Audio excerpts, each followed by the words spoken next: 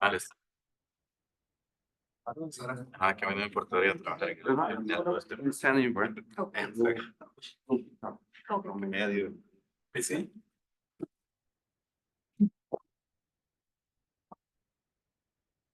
We are very happy to have Asmita Mukherjee from Indian Institute of Technology, Bombay, from India.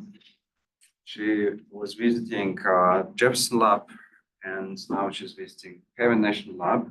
She's going to tell us about probing gluon TMDs in GEPSI production. Thank you, Alexei. I would like to thank the organizers for inviting me to give this lecture in this school. It's a pleasure and an honor. This is the first time I am at this school, although some of my students have participated in the school before. And I see lots of you very enthusiastic students from all over the world. It's really lovely to see so many students. So I will be giving one talk on probing gluon TMDs in GIPSHI production processes at the electron-ion collider.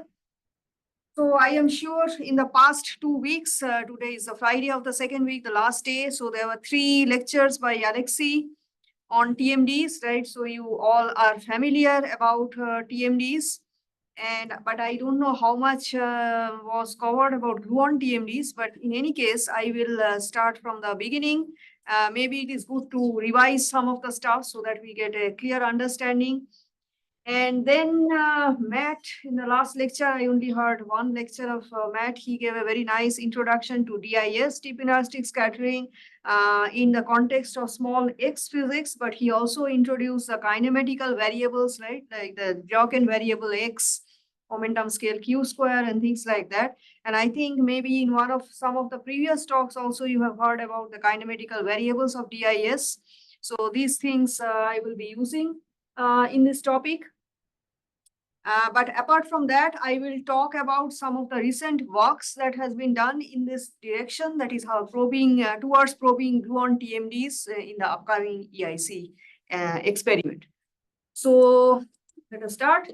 Another thing that I forgot to mention, so I am very flexible. So during my lecture, if you have any questions, don't be shy. Just feel free to stop me in the middle of my lecture and ask whatever comes to your mind. Okay, so we will go slowly.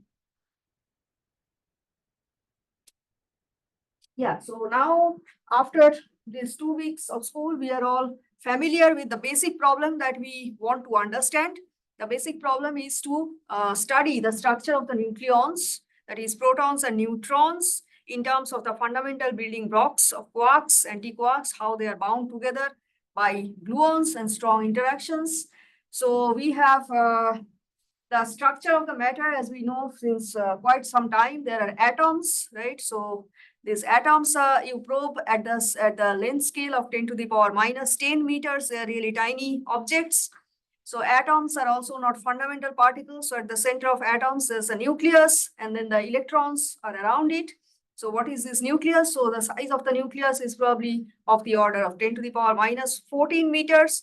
So nucleus consists of these nucleons, which are protons and neutrons. And at a further smaller length scale, about 10 to the power minus 15 meters, you have the nucleon, either proton or neutron.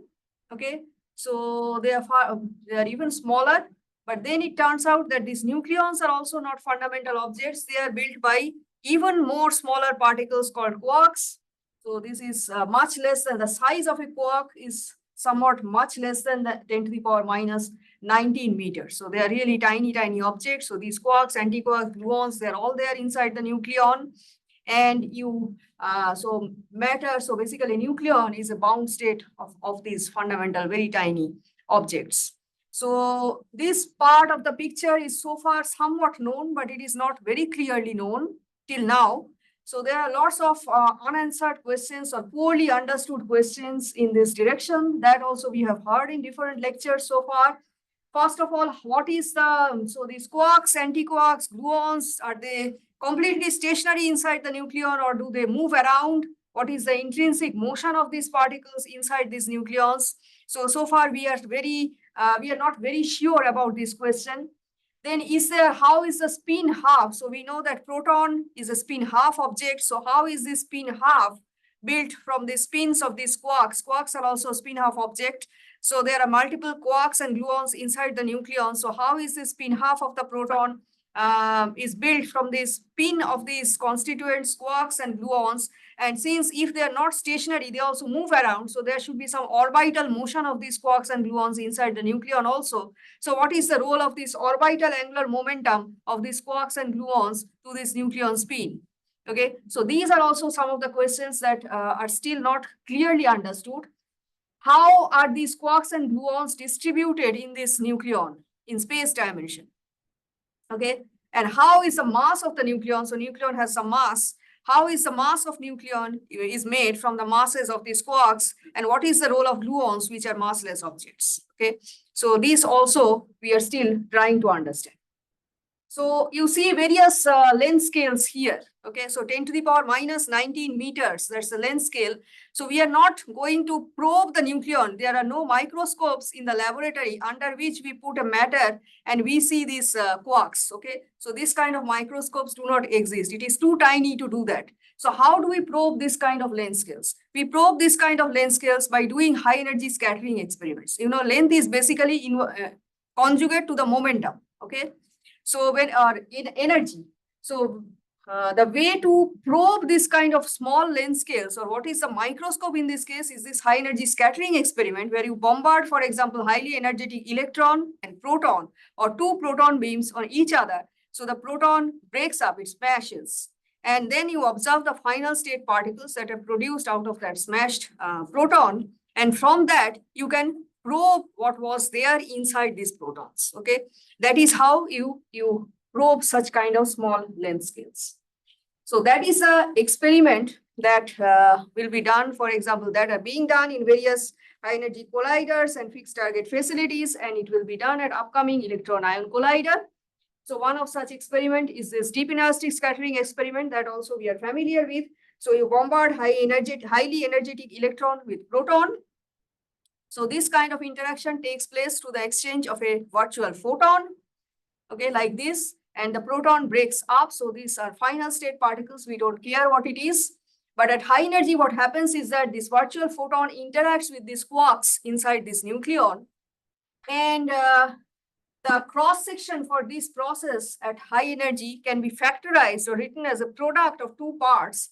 One part, it is called parton distribution. This basically gives the distribution of these partons. What are partons? Partons are collectively the quarks, antiquarks, and gluons. So in this case, let us consider a quark. So how these quarks are distributed inside the proton. Okay, so this is the parton distribution. So one part of this cross section is the parton distribution, which cannot be calculated using perturbation theory, order by order. It is what is called a non-perturbative object. And it is a function of this quantity x that Matt introduced in his talk, that is the Bjorken variable. It is actually also related to this other variable x, the momentum fraction at tree level. Okay, so, and the other part in this factorized expression is this parton or quark lepton scattering process. This is the process that is sometimes called the sub-process cross section. This part can be calculated order by order in perturbation theory. So basically, this is called a factorized expression of the cross section that happens at large energies, or when Q square, the virtuality of the photon, is very large. Okay, so that is the deep inelastic scattering limit. Now, another thing is that this Q of x, other than this momentum fraction x, this parton distribution will also depend on Q square. The Q square is a momentum scale, a large momentum scale or large energy scale in which you are probing the nucleon. So these quark distributions inside the nucleon will depend on both x and Q square. That is the scale dependence. So there are different experiments in the world to probe this kind of objects or these fundamental building blocks of matter. For example, there's this Large Hadron Collider experiment at CERN in Geneva. There's, of course, the relativistic heavy ion collider at RHIC. This is where the EIC will come up. This is Jefferson Lab. It is not very far from here.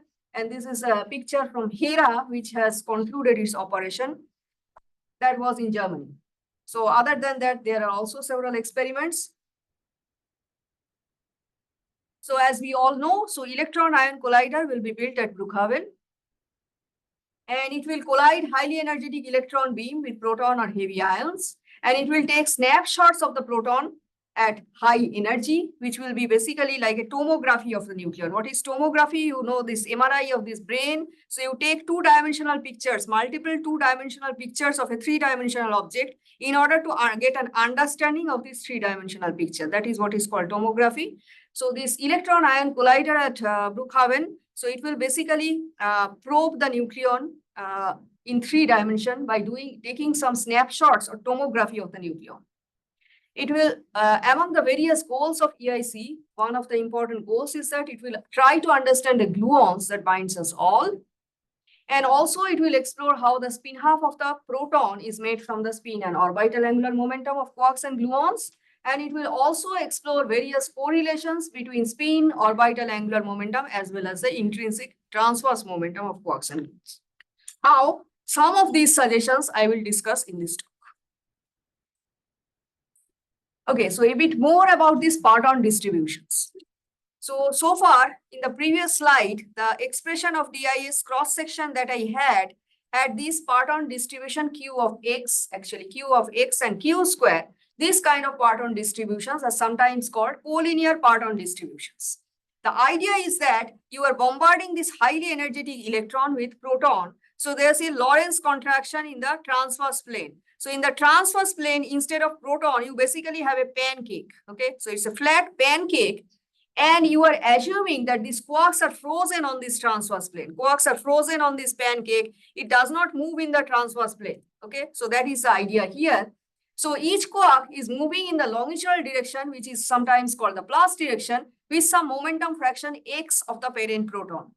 Okay, and you are probing the distribution of these quarks on this pancake. That is what the collinear distribution, collinear parton distribution is giving you. Okay. And knowing this distribution X, this frozen picture, there is a way to calculate the scale evolution of the parton distributions. There is a systematic way to calculate the scale evolution of these parton distributions. What is the equation called? Yes? DGLAP evolution equation. So that can help you to calculate the evolution of this parton distribution with scale.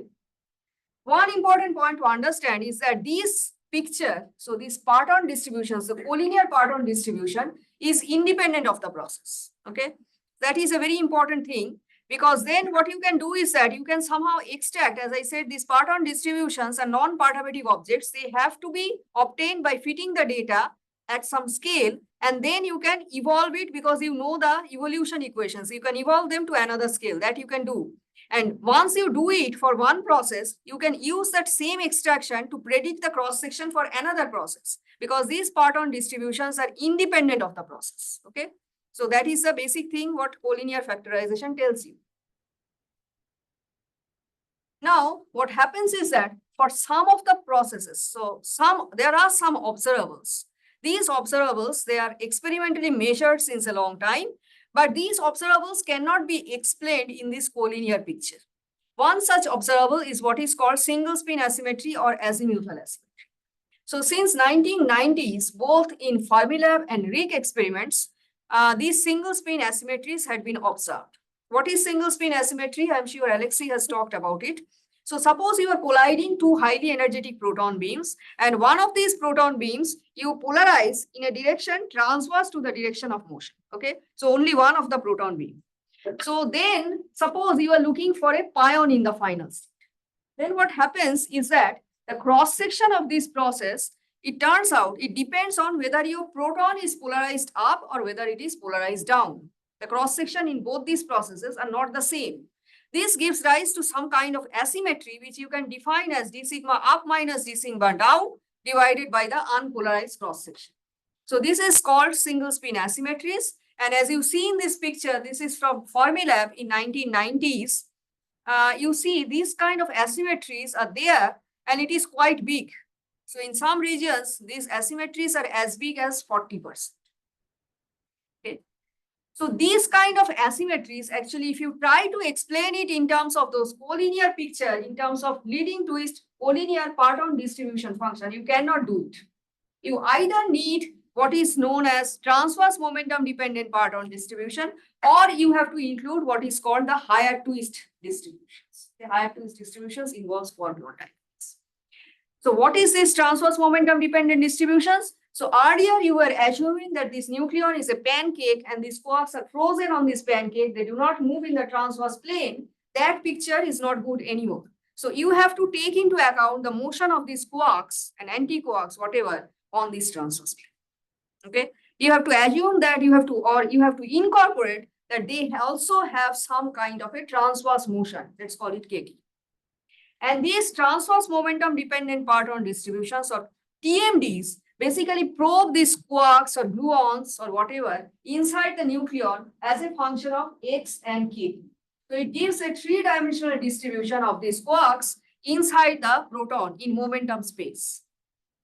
So as we see later, these TMDs will also evolve with the momentum scale.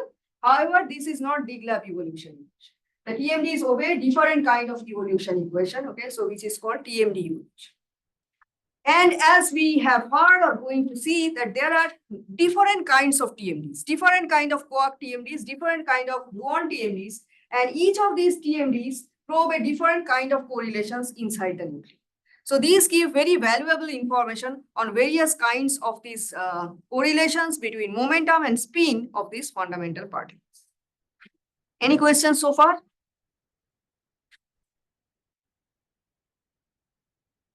Okay, so TMDs do not play a role in all processes. Right? If you have an inclusive deep-elastic scattering experiment, that you can explain in terms of collinear parton distribution. That there are some other observables where TMDs will be essential. Two such well-known examples are semi-inclusive deep-elastic scattering and Drelian process. Normally, TMDs will play a role where two scales are present. One is the large scale or the hard scale. In this case, the hard scale is this virtuality of the photon in semi-inclusive deep-elastic scattering, that is Q square. And the second one, the small scale, is the transverse momentum. So you have to measure some kind of transverse momentum in the process. Okay. So what is the semi-inclusive deep-elastic scattering? You already heard about it. So you, for example, collide electron with proton. In the final state, you are observing some hadron with certain transverse momentum. So these leptons scattered form some plane, and then this final state hadron will also form another plane. So basically, since you are measuring some transverse momentum, you have some azimuthal angular dependence in your asymmetry. And these angles, yes, is there a question? A question? Yeah, okay. So these angles in my notation are usually measured with respect to leptonic scattering plane.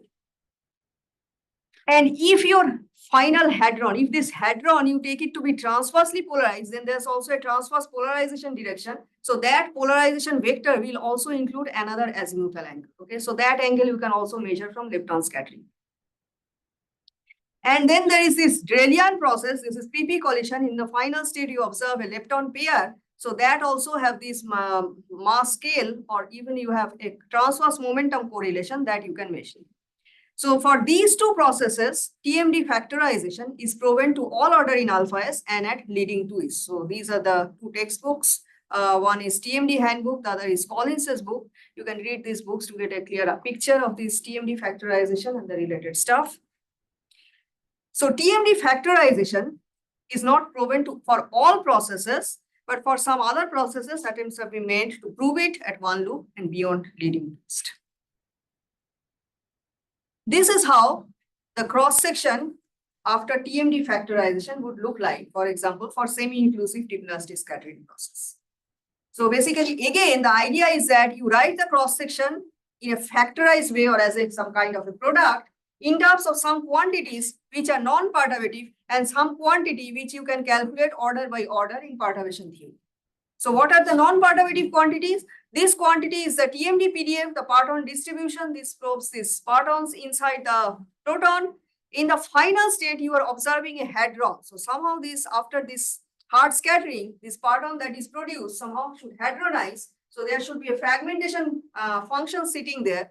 Since we have to incorporate this intrinsic transverse momentum, so this fragmentation function will also depend on this transverse momentum. So this is the TMD fragmentation function.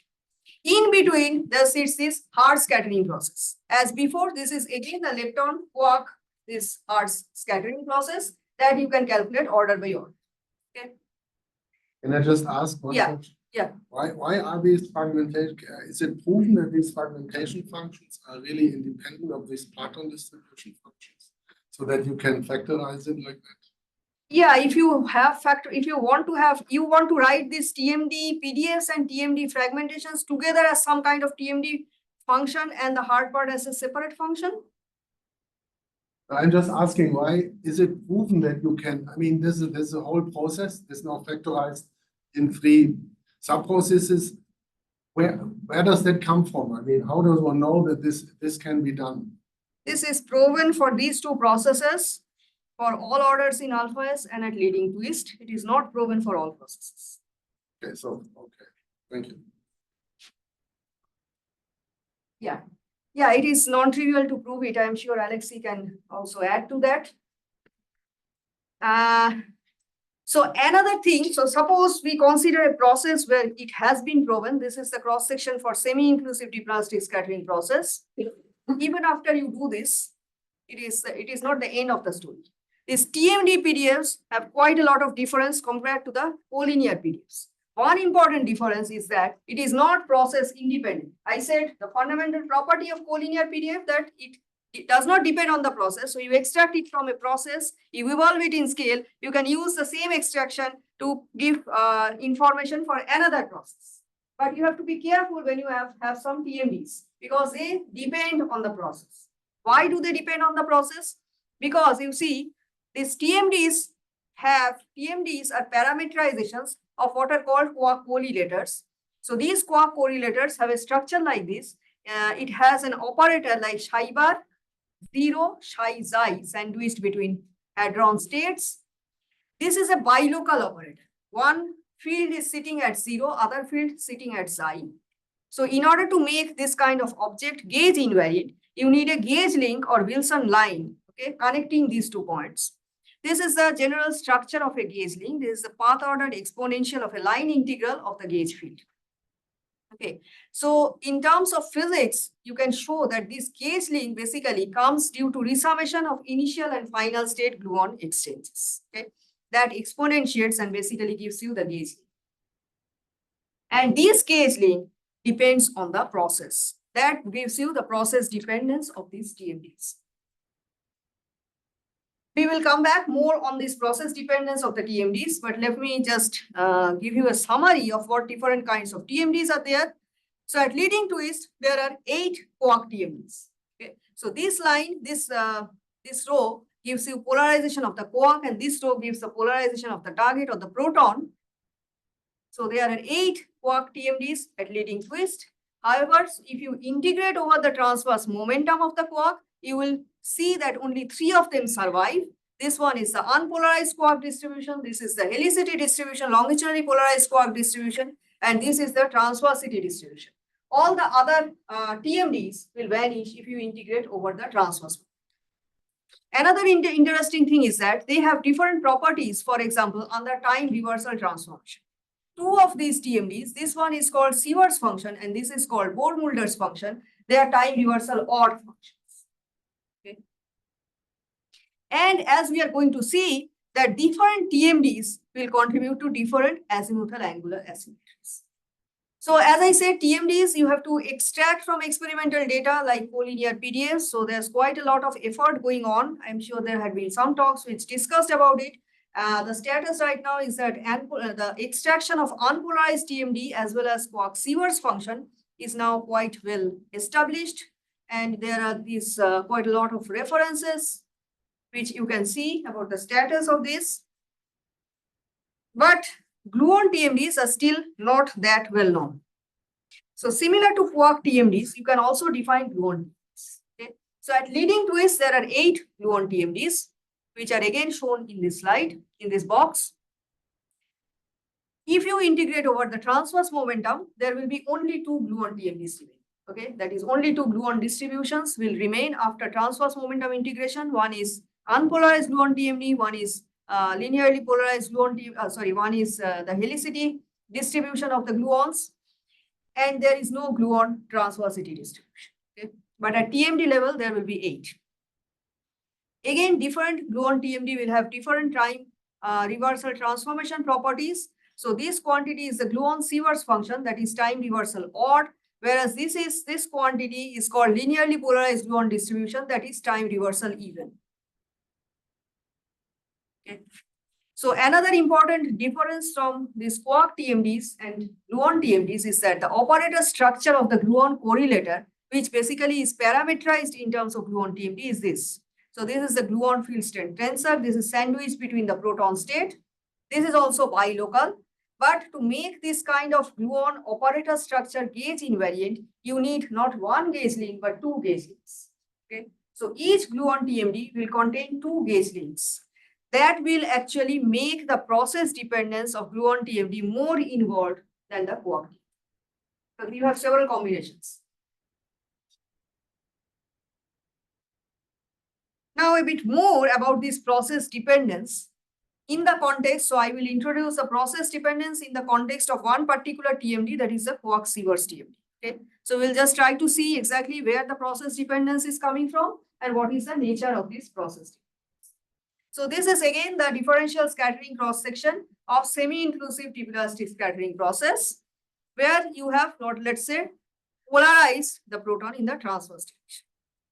So if you write down, if you calculate this differential cross section, you will see that it has different azimuthal angular dependencies. So there are different modulations in azimuthal angle. As I discussed before, for this process, you can define two azimuthal angles. Both you can measure, for example, from the lepton scattering. What are the two azimuthal angles? This final state hadron, some PT, so that gives you some azimuthal angle. And then there is the transverse spin of the proton gives another azimuth. Okay, so which I call phi s. So there are dependency with respect to both these azimuthal angles. And each of these azimuthal angle modulation will come with a different coefficient, which I have labeled by FUU cos 2 phi, and so on. And you will see that this TMD as well as the TMD fragmentation function will sit inside these coefficients. And different coefficient will involve different TMDs. It may also happen that sometimes two or more TMDs will show up in the same coefficient. That also is possible. But let us look at this coefficient of this quantity, sin phi h minus phi s. This coefficient is the coefficient that will depend on the Sievers function. Okay. So what is the advantage? If somehow you can extract from the cross section this particular azimuthal modulation, sin phi h minus phi s. If you have some ways to extract this particular azimuthal modulation, then you will get some information on the Sievers function. Okay. This is the basic idea. This kind of technique is called weighted asymmetries, where you are extracting one particular azimuthal modulation from your cross section. So a little bit more on Sievers function. Sievers function TMD was first introduced by Dennis Sievers. It is related to probability of finding an unpolarized quark inside a transversely polarized nucleon. It includes the correlation between quark intrinsic transverse momentum and the transverse spin of the proton. In some models, it is shown to be related to the orbital angular momentum of the quarks. All these interesting properties makes it quite lots of studies in the literature in the past few years. As I said, it is a T-odd form. Now comes the process dependence. So this process dependence, as I said before, comes from the gauge link or Wilson line. Now, one thing to understand here is that this gauge link or Wilson line is also present in collinear parton distribution, because collinear parton distribution also has a bilocal operator. Okay, so it is for quark distribution, you have the structure psi bar y minus gamma psi 0, gamma is some gamma matrix. So the operator is bilocal in light cone minus direction. Okay, so in order to make this kind of quantity, the gauge link has to run in light cone minus direction. So it will contain A plus dy minus kind of. And if you want to take this light cone gauge A plus equal to 0, you can just put the gauge link to unity. Usually that is what people do, not always, but that is often people do. And then you don't see the gauge link in your operator structure there. But in principle, it should be there. Okay. The difference with TMD is that in TMD, the operator is bilocal, both in light cone minus direction as well as in light cone transverse direction, y minus and y pub. So the gauge link has two parts. One runs in the light cone minus direction, but another one runs in the light cone pub direction, which actually sits at light cone infinity. So you cannot, even if you set A plus equal to 0 gauge, you will not be able to make the gauge link 1, because this transverse gauge link will always remain. Okay, so that is the reason why you cannot set the gauge link and you cannot forget about the gauge link when you talk about the TMDs. In fact, you can show, and it has been shown, that these time reversal odd functions like the Sievert's function TMD would actually will be zero unless you take into account this transverse part. Okay, so this is a very important. Let us consider Sievert's function in these two processes that we were talking about. One is the semi-inclusive deep-elastic scattering and one is the Drelian process. So at the level of one gluon exchange, as I said, physically you can see the gauge links as basically multiple gluon exchanges, either initial state interaction or final state interaction depending on the process. They resum and you get the gauge link. Let us consider only one gluon exchange. So this is the diagram that would be for semi-inclusive deep-elastic scattering. You see it is a final state gluon interaction, final state gluon exchange. And if you write it in the operator structure, you will see a future pointing gauge link here. On the other hand, for Drelian process, you see it is an initial state interaction. So if you write it in terms of gauge link, it will be a past pointing gauge. And because of this difference, people have shown that the Sievert's function that you observe in Drelian process will be same in magnitude as the Sievert's function in semi-inclusive deep-elastic scattering, but it will be opposite in speed. Okay, this is the simplest example of the process dependence of a TMD. So you'll see lots of discussion in the literature about it. So you can read Collins's paper, also Collins's book.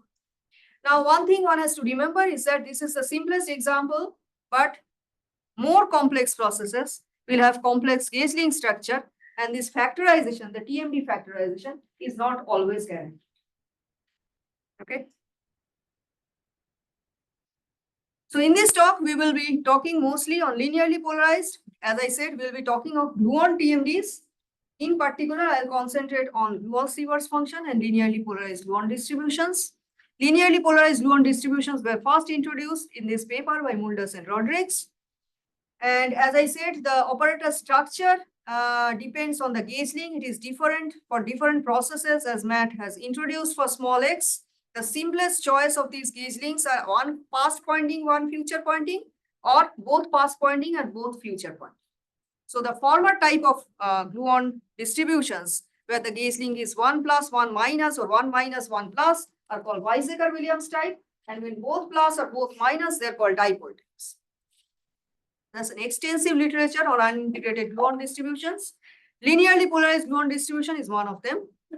Basically, these measure an interference between an amplitude when an active gluon is polarized along x or y direction and a complex conjugate amplitude when the gluon is polarized in y or x direction in an unpolarized.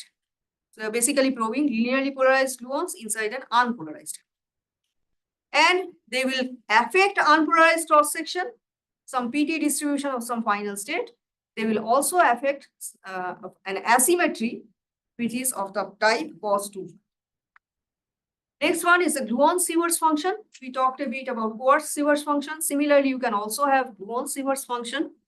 And this comes out because distribution of quarks gluons in a transversely polarized proton is not left-right symmetric with respect to the plane formed by momentum and spin directions. And this is the asymmetry that is called Sievert's effect. As it also depends on the gauge link, it is highly sensitive to the color flow of the process and the initial and final state interactions. And as I said, in some models, Sievert's TMD is related to the orbital angular momentum. However, unlike quark Sievert's function, very little is known about gluon Sievert's function, apart from the positivity bound. Depending on the gauge link, there are two main types of gluon Sievert's function. One is called F type or D type. They are similar to this Weizsäcker-Williams and dipole type. There is a phenomenological sum rule which constrains the gluon Sievert's function. This is known as Burckhardt sum rule, which states that the total transverse momentum of quarks and gluons in a transversely polarized proton is 0. However, even if you apply Burckhardt sum rule, it still leaves some room for the gluon Sievert's function, which may as big as 30%. Moreover, the D-type gluon Sievert's function is not constrained by it. So it is important and interesting to study the gluon Sievert's function. So as I am going to state briefly, I don't have much time, There are several processes by which you can probe gluon-Siemens function. There's an extensive amount of literature in the market these days. It's a very active field. So me and my group in the past few years are trying to probe this, trying to suggest some way of probing these gluon TMDs at EIC in some particular processes, namely back-to-back production of Jepsai and another particle which may be photon, pion, or even jet. So the advantage is that for this type of processes, you expect TMD factorization, and there's only one type of gluon TMD, that is the F-type gluon TMD, that contributes. So there's no entanglement between several different types. So a brief introduction of the kind of processes that we will be talking about. So as is known by now, the first work that showed this was this. Semi-inclusive Jepsai production electron-proton collision is a good channel to probe gluon TMD. So at leading order, it is just a virtual photon gluon fusion process, and you produce a CC bar. So this was first shown or probed in this reference, and then now there's lots of calculations in the literature. For low transverse momentum region, you expect TMD factorization. And for large transverse momentum, when you observe a Jepsai at large transverse momentum, there it is well known that collinear factorization has to work. So since you are discussing the same process in two different kinematical regions, you have to match these two results at some point. So in the intermediate transverse momentum region, these two results or results from these two formulas should match. Okay. So it has been shown by various references that this TMD factorized description of this process leads to smearing effect that has to be taken into account due to transverse momentum. And this shows in the TMD factorized formula in terms of some functions which they call TMD shape functions. Okay. And this perturbative tail of this shape function has to be obtained through a matching procedure in the intermediate transverse momentum. So in the past few years, there has been considerable progress in this direction for semi-inclusive Jepsai production. The other set of observables that can also probe gluon TMD is that you produce another particle in a back-to-back kinematics in the final state in addition to Jepsai. Okay. They are almost back-to-back, but it is not exactly back-to-back because we want to probe TMD. So there's some transverse momentum imbalance, like Jepsai and a jet, for example. So in this process, again, you expect TMD factorization to be valid, and the small scale is provided by the transverse momentum of the pair. By varying the invariant mass of the pair scale, the scale evolution of the TMDs can be studied. However, the disadvantage is that for this kind of processes, this back-to-back production, the smearing effects and the shape functions are still not calculated because of the matching procedure. So this has still not been done. This is the developing.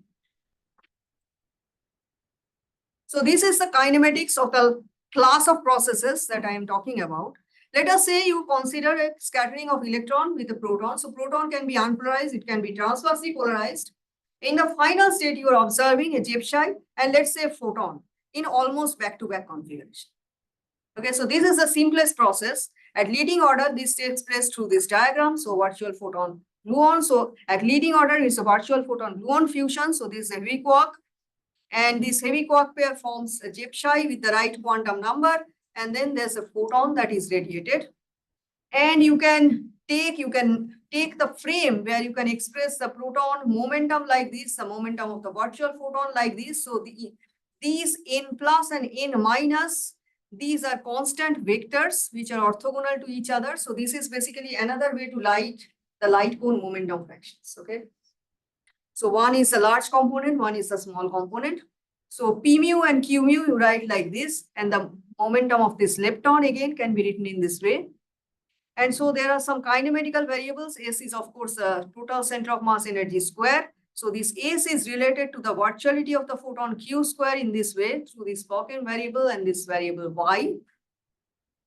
And using TMD factorization, you can write the differential scattering cross section in this way. This is the final particle phase space. You also observe the lepton, by the way. There's a lepton here. The final state scattered lepton also you are observing in addition to Jepsai and the photon.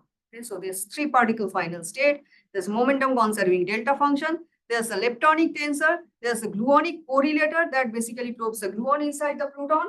This gluonic correlator will have the parameterization in terms of TMDs, and you have to consider the hard scattering and the formation of the gypsum. Formation of gypsum is a non-perturbative. So what happens here is that you are producing this C bar pair perturbatively in the hard process, and then somehow that pair evolves into a non-perturbative bound state gypsum of C bar by emitting some soft gluons. This is encoded in this H music. Okay. So there are mainly 3 different formalisms to study the gypsum production in the literature. Okay. So as I said, gypsum production is a non-perturbative quantity. So you have some quarks C or C bar produced in the hard process, and this C bar somehow evolves into a gypsum with the correct quantum number, which is a bound state. And how do they form this bound state? So the 3 main models are color evaporation model, color singlet model, and NRQCD. So we have used this NRQCD. This is a widely used framework. It is not really a model. It is called an effective field theory. So what is done here? The hard process is calculated perturbatively, and the soft process of hadronization is given in terms of long distance matrix elements. And these long distance matrix elements are determined from the data. They are not perturbative objects. It's a soft process. And these long distance matrix elements are categorized by performing an expansion in terms of the relative velocity of the heavy quark in the limit that this relative velocity is small. It's a heavy quark, so you assume that the relative velocity of this quark pair is small, and you expand it in terms of this relative velocity. So you can think of your observable as an expansion both in alpha s as well as this B. Okay, so that is basically giving you the NRQCD result. So there's an extensive amount of literature in the market. So you can take a look at it if you are interested. This is a very active field. Lots of work is still going on in this direction. So we have just used this framework. This is the illustration of the formation of this gypsum. So this is a virtual photon and gluon. So there's the hard process. Because of the hard process, you produce some C bar. So C bar are still, they are not a gypsum, but they become a gypsum through some soft gluon emission. And this blob is the LDA. Okay. So the amplitude or cross section for these two partons forming the gypsum, you are again writing in a factorized form. This is the hard process for producing C bar, and then this is the long distance matrix.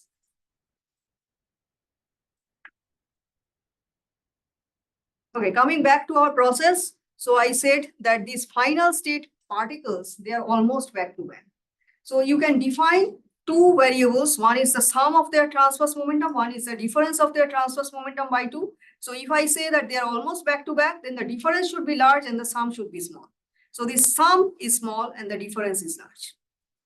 And this is the quark correlator. As I said, for the unpolarized proton, the quark correlator will be parameterized in terms of 2 TMDs, the unpolarized gluon TMD and linearly polarized gluon TMD. And when the proton is transversely polarized, the parameterization will involve the gluon-Sieverts function as well as some other TMDs. And then you can simply go ahead and calculate the differential scattering cross section, which would look like this. There are various azimuthal angular modulation, and you can calculate, you can extract a particular azimuthal angular modulation, okay, by using a weight factor. These are called weighted asymmetries.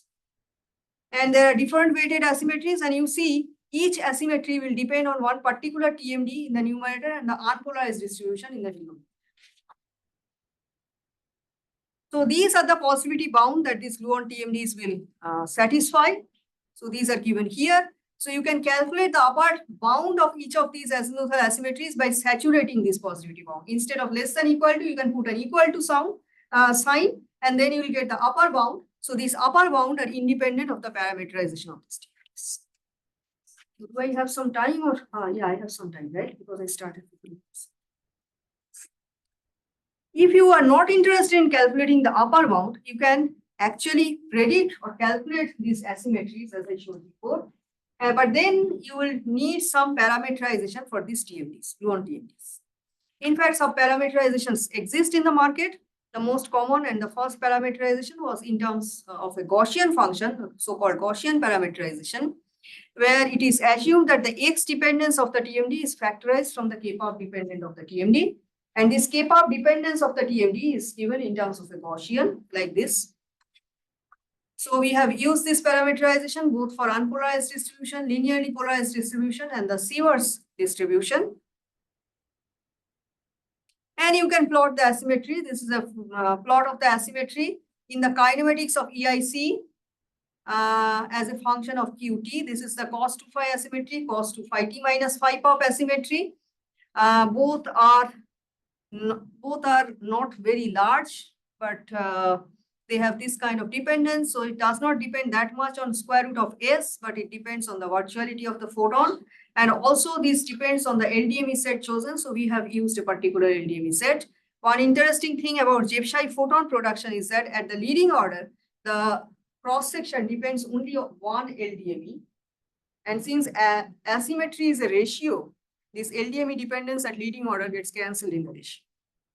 So, but this statement is not true for higher. There are multiple states would also. And for example, you can also calculate the Sieverts asymmetry, which actually is sizable for this process. So you see Sieverts asymmetry is quite large. It depends on the center of mass energy of the experiment. Square root of S is 45 GeV, there the Sieverts asymmetry is higher. This is here we have taken a higher square root of S, 140 GeV. Both should be possible at EIC. And these predictions are for Gaussian parameterization. So this was one of the process which can probe the gluon TMD. Of course, instead of photon, you can also observe, for example, a jet in the final state, Jebshai and jet, like in this process. This is slightly more complicated than what we were discussing previously, because here you will have contribution at this order from 8 Feynman diagrams. So this is the virtual photon gluon fusion process. In the final state, you have CC bar, but there is also a final gluon, which basically forms the jet. Okay. So again, the kinematics is similar, and you can use the TMD factorization framework. We have used the NRQCD to calculate the Jebshai production. So this CC bar forms the Jebshai, and we use NRQCD. And we also have compared with color singlet model result. Here, the point is that in the previous process, when you have Jebshai and photon, only one NRQCD matrix element, LDME, would contribute. But here you have to take into account contribution from different states. So if you want to calculate the amplitude for this Jebshai plus gluon production in NRQCD, this is how the approach would look like. So this has been discussed in detail in this paper. And this amplitude for production of QQ bar pair, you basically calculate from the Feynman diagram. So the Feynman diagrams that I showed in the previous slide. And then you have to take into account the projection into definite spin states, both spin triplet and spin singlet states. And then the formation of this Jebshai is included in this wave function. This is an eigenstate of a particular orbital angular momentum. And in terms of this amplitude, the cross section would look like this. And if you really make the calculation, if you really do the calculation, you will see that you have to take into account contribution from different states. There will be contribution from the color singlet state 3s1, as well as color octet state 3s1, 1s0, and 3pj, where j can be 0 and 2. So what we are doing here is that, as I said before, we are taking that the velocity, relative velocity of the heavy quark is small, and we are making an expansion with respect to that relative velocity. Okay, so it's a Taylor series expansion. You write down the amplitude in terms of this relative velocity. So amplitude will be a function of this relative velocity, right? So this is the relative velocity, which is k here. I have denoted it by k. So k is small. So you calculate the amplitude. It will be a function of k. Then you make a Taylor series expansion with respect to k about k equal to 0. Okay. So the first term will give you the S wave contribution. The second term would give you the P wave contribution. That is the idea. Okay. And the CC bar can be produced in any color or in any spin state. So you have to consider both color singlet as well as color octet contributions. You have to consider spin triplet and spin singlet contribution. Okay. So that is the idea. So that is how we are getting different kinds of contribution. And for each of these, you will have different sets of LDMEs. And these LDMEs are already available in the literature. So you can plug them in and you can estimate your asymmetries. As I said, you can saturate your positivity bound and you can give the upper limit of the asymmetries. These are model independent, or you can use specific parameterization of the gluon TMDs and you can actually predict the asymmetries. So we have done both. So let us look at the cos 2phi asymmetry, which looks like this. So the numerator, we have the gluon linearly polarized gluon distribution. In the denominator, we have the unpolarized distribution. This is the quotient B0 in the numerator and A0 in the denominator. Okay. So these B0 and A0 are the quantities that we are calculating in NRQs. Okay. And these quotients will depend on all these contribution from all these states. And this is the TMD for which we can use various parameterization. So we can use the Gaussian parameterization as before. There are more recent spectator model kind of parameterization from this reference is available, where people do not assume a factorization of X and K power dependence of the TMDs. Okay. So they calculate the TMD from a spectator model and then they use some kind of spectral function for integration over the spectator mass. So we have used both these models as well as upper bound. So as I said before, this TMD is evolved with scale, but the scale evolution is not a Diglap evolution. They obey TMD evolution. Okay, so this TMD scale evolution is usually done in impact parameter space. This is a formula. It was first formulated by Aybath and Rogers. So this is the perturbative evolution kernel. This is the non-perturbative evolution kernel. I am sure you have done all these things in details in the TMD course. So we have taken this form at leading order for the perturbative kernel, and for the non-perturbative kernel, we have taken this form. There is some ambiguity or some choice involved in taking the non-perturbative kernel. However, after doing all these things, you can do a Fourier transform back to the momentum space. And this is how your unpolarized distribution look like. This is how your linearly polarized distribution. So we have estimated all these parameterizations in the asymmetry. So this is a plot of the asymmetry, cos 2phi asymmetry in back-to-back Jebshai and Jet production. Left-hand side two plots are in NRQCD, right-hand side a calculation in color singlet model. So we have treated Jebshai production both in NRQCD as well as in color singlet model. So what is color singlet model? Here you assume that the C bar pair is produced in the quantum number that is required to form the Jebshai. It's color singlet. So these are the various lines indicate different models. So this upper line, the orange curve gives the upper bound, that is a model independent. This dotted line, which is overlapping with this upper bound, is the spectator model. This one is Gaussian parameterization and the lower one is the TMD evolution. So you see the spectator model basically saturates the positivity bound in these kinematics that we have chosen, which are relevant to EIC. Gaussian model satisfies the positivity bound, but TMD evolution quite significantly affects the asymmetry. But we have to further probe this. One reason why it is so small after TMD evolution is that this linearly polarized gluon distribution is at one order higher in alpha as compared to the unpolarized distribution. Okay, so the asymmetry, besides the TMD parameterization, also depends on the LDME sets chosen. So I did not mention it clearly. Actually, in the literature, there are different LDME sets chosen. So these LDMEs, the long distance matrix element for Jebshai formation, they are extracted from data. So there are different groups in the market who extract these LDMEs. So there are different ways to extract them. And there are several sets of LDMEs available. And somehow this asymmetry also depends on these LDME sets chosen. The left-hand side plot is from using the LDME from this reference, and the right-hand side plot is using the LDME from this reference. And you see the total asymmetry as well as individual contribution from different states are very much dependent on the LDME sets chosen. For example, here you see the maximum or almost all contribution comes from one particular state, which is the 1s0 state. Whereas in this case, the major contribution comes from two different states, this one and this one, which are 1s0 state as well as 3pj state. And they cancel each other. That is why the total asymmetry is somewhat smaller. So these kind of observables can help you both ways. Either you know the LDME and you can extract the gluon TMD using these observables at a future collider. Or if you know the gluon TMDs well, then you can also probe these NDMEs, which are so far still needs to be known better. So another process that you can use to probe gluon TMDs is back-to-back production of gypsy and pion, where this final gluon hadronizes to form a pion. So the kinematics is the same as before, so I won't go into it. However, there will be a pion fragmentation function involved here.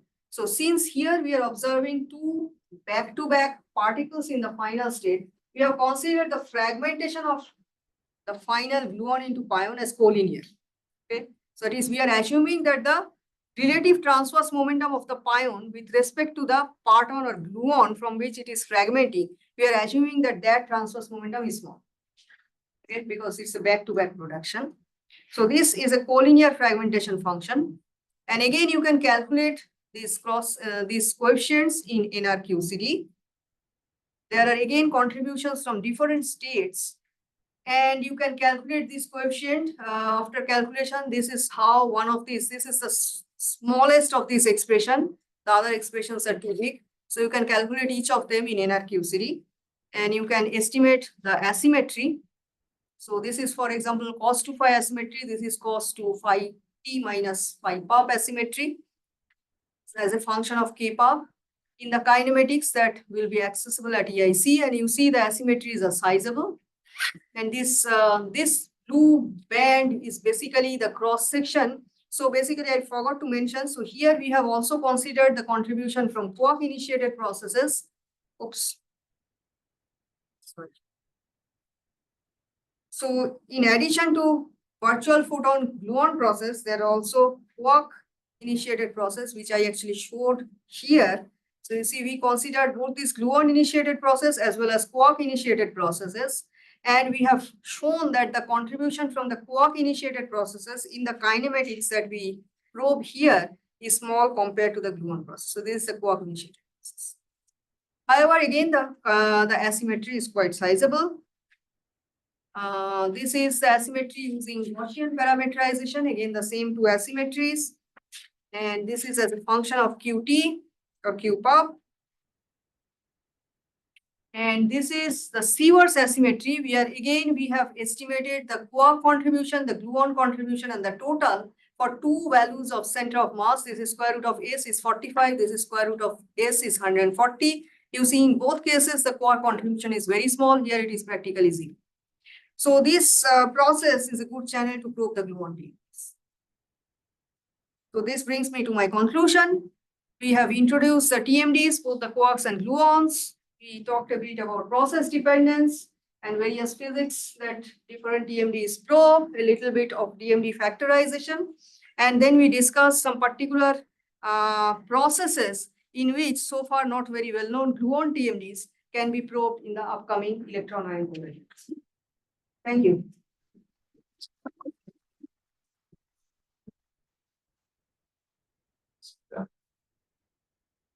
Comments? Could you go back to asymmetry page? Yeah, before. More. Much more. Yeah, sorry, much more. Further back. Yeah, sorry.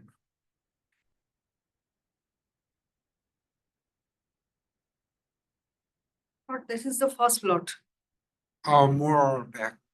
Yeah, yeah. Okay. Yeah. This one. On the right below side, what is XG? Yeah, that is basically X for the gluon. So which means This X is the same as XG here. so the viewer can X replaced by gluon momentum.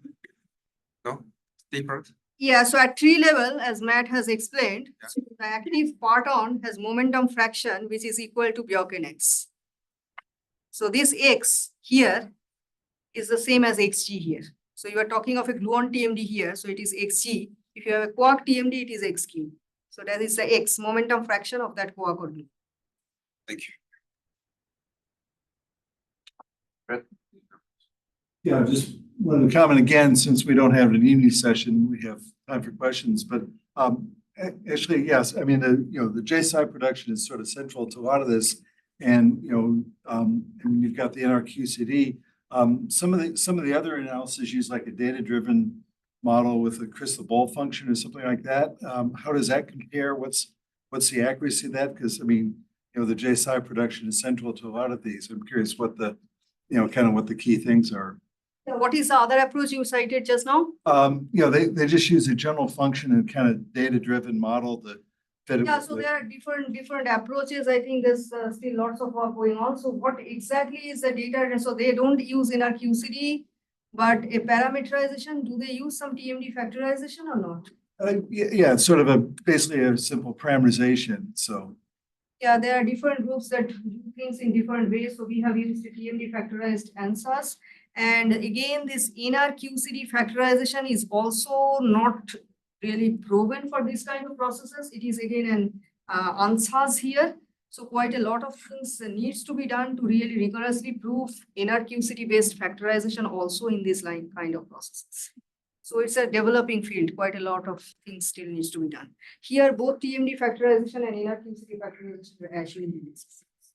TMD factorization sort of you expect it's semi-proven, but I am not very sure the inner QCD factorization. thank you. Yeah, about the sign change between this semi-inclusive deep inelastic scattering and this Radian. So I remember that this was an issue experimentally like 15 years ago or so. And I'm wondering, is this now resolved? Has this been shown that this is really the case? It's to some extent, it is resolved, but I think more data needs to be done. It needs to be there. So some RIG data gives some suggestion that this sign change is there, right, Alexei? But more data is required. So there was no issue. However, it was suggested that certain modulations could not exist due to time reversal invariance of QCD.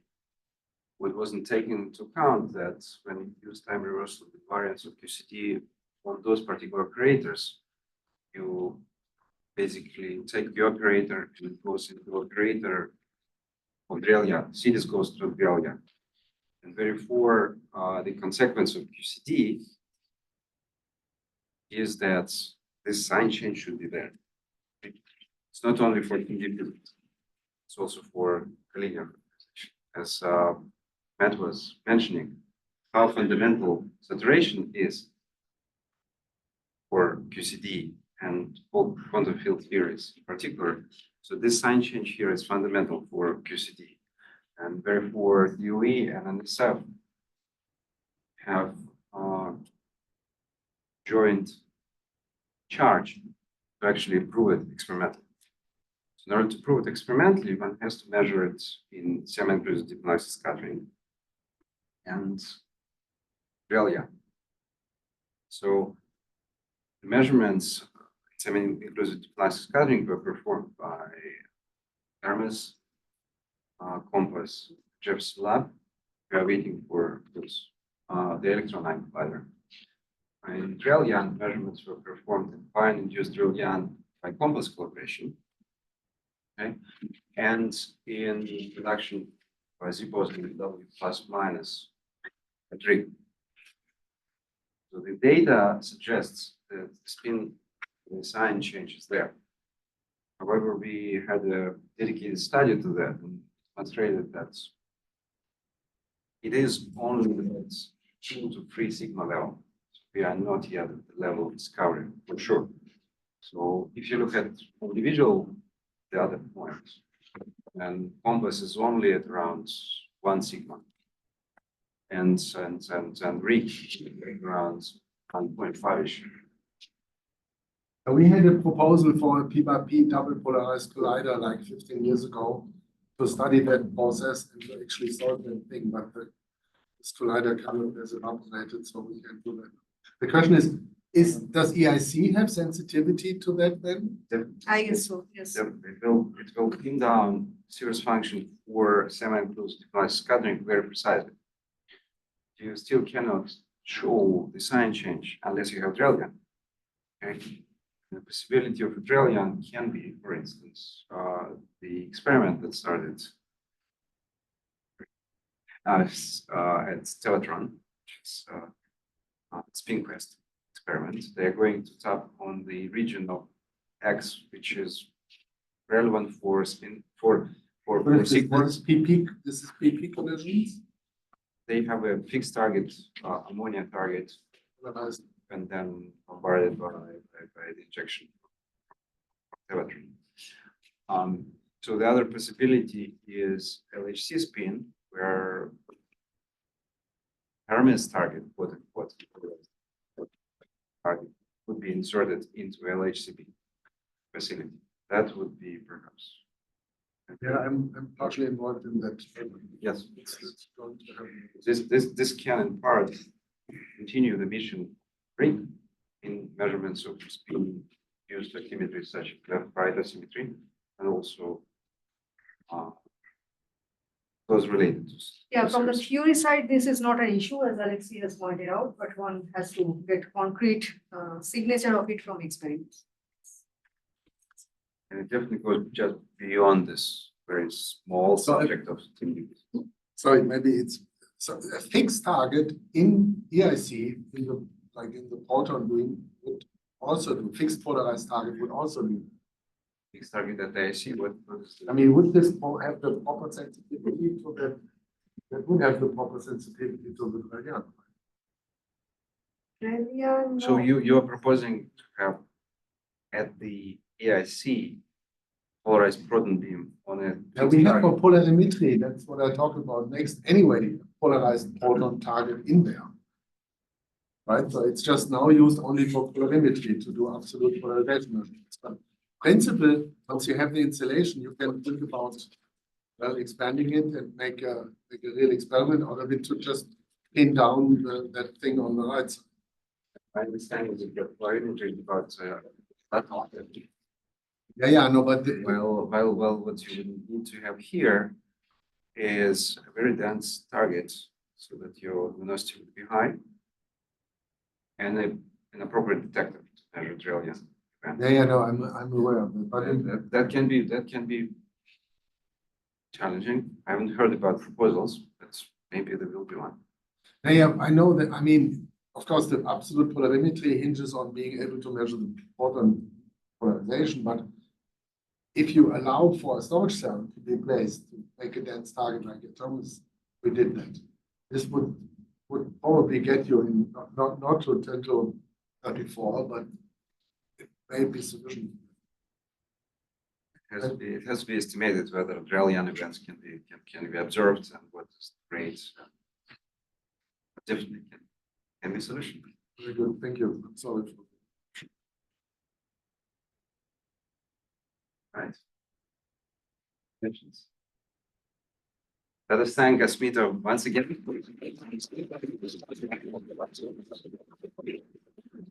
Okay, and a few logistical announcements. Again, the feedback form is available. It's on the Indigo at the top.